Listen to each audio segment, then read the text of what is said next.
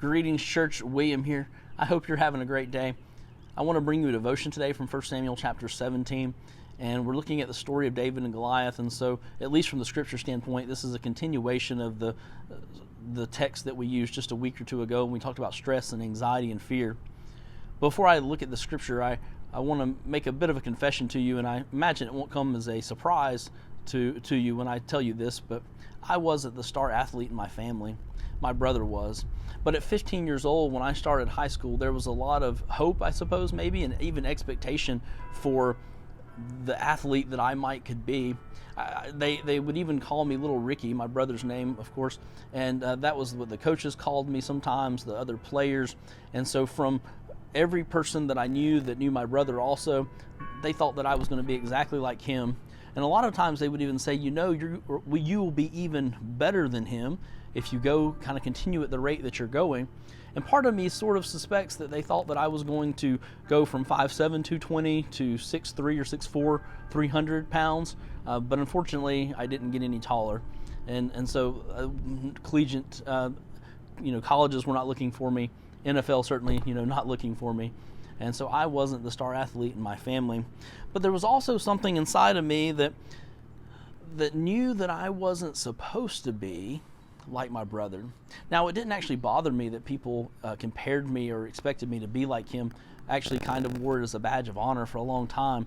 But I also continually felt the stirring that I was supposed to do something different, that I felt like God had gifted me, wired me even in different ways, and so that I had my own unique gifts to bring. And so in that way, I knew I wanted to blaze my own path, so to speak.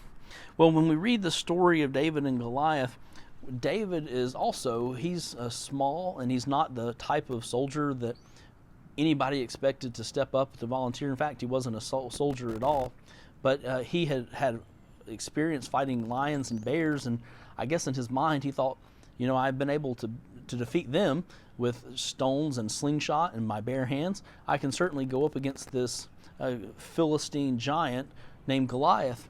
And he had watched day after day after day after his own people seemed to shrink back from going and facing this champion Goliath. And he wasn't going to be afraid. He wasn't going to let fear be what stopped him from helping his people be victorious. And so he steps up and he volunteers, kind of to the amazement of many people, including the king Saul.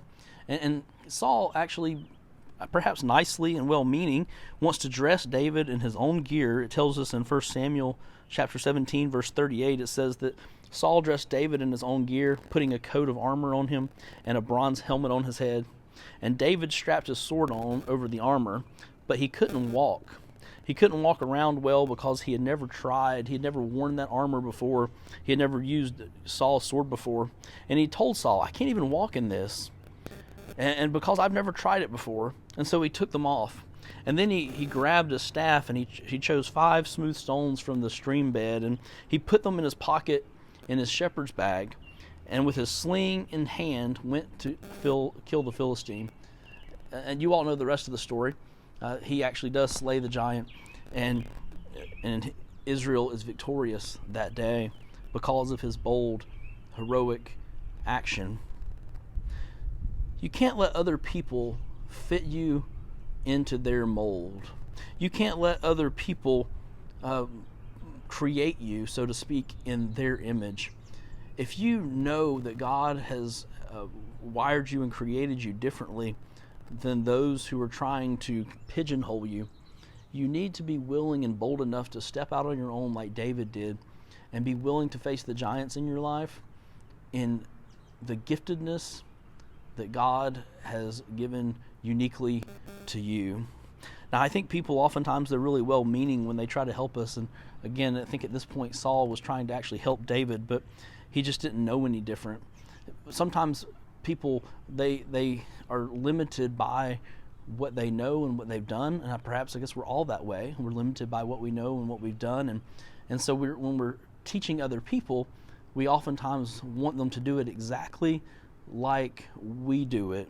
We think that there's only one way to get the job done, and we oftentimes don't recognize the unique gifts in other people because we're trying to force them to be exactly like us. And so we need to learn, and I think we learn from this text, is that we don't need to do what everyone else is doing just because they've always done it that way. Just because they've always done it that way doesn't mean it's the best way, and it certainly doesn't mean it's the best way, particularly for us to do it. Now, from our standpoint individually, we need to be willing to learn, and so we need to keep our open minds and open hearts so that we're willing to learn from others. But if we're going to fight a giant, we sure better have prepared to wear the armor that other people are trying to put on us. We need to be ready and know how to use the weapons that other people are trying to give us to go out and to face the giants.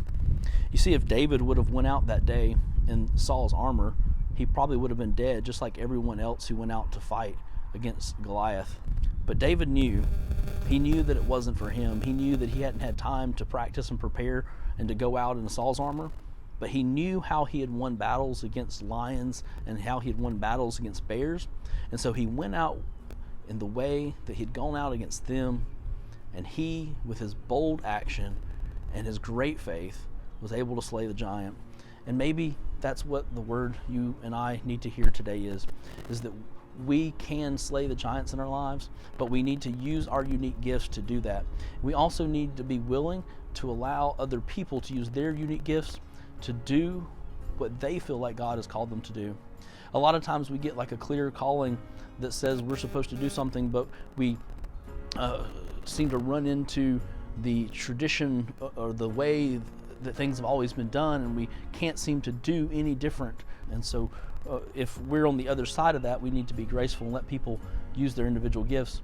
And if you're the person feeling stuck, you need to just be bold enough to stand up and go out and say, that's just not how I'm wired. That's not what God has called me to do. Well, I hope I spoke to someone today and was able to bless your life. And again, look forward to being able to be with you in person again. But until that time, I continue to pray for you, lift you up in prayer daily, and ask God to bless you and your families, and that get us back together again as soon as we can possibly be. God bless, and talk to you real soon.